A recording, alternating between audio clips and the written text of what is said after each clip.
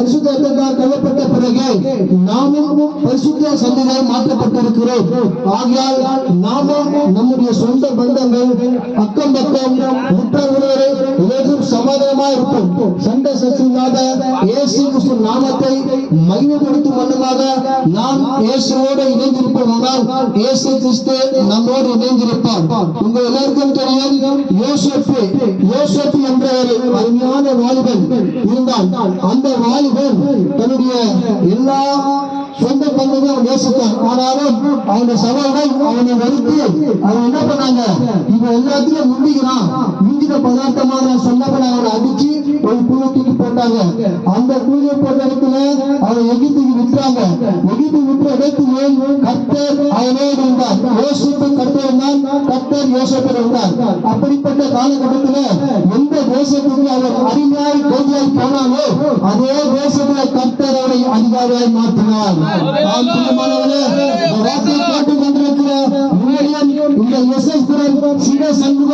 சேர்ந்த நான்காவது மக்கள் யாவரையும் கர்த்தர் உயர்த்தி நம்முடைய பிள்ளைகளும் ராஜாக்களாக ராஜாத்திகளாக நிச்சயமாக கொண்டு வருவார்.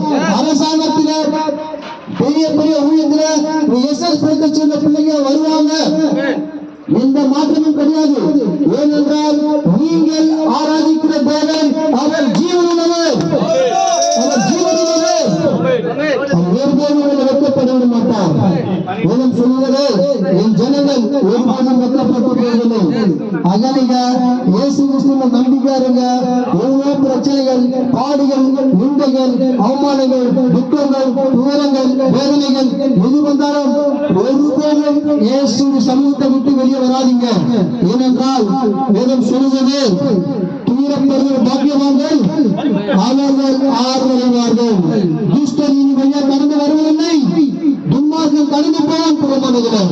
அதில் தினமும் வேதத்தை வாசிங்க, இயேசு கிறிஸ்துவை நேசிங்க, சொந்த பந்தத்தை நேசிங்க, மன்னிங்க, வெற்றிக்காருங்க.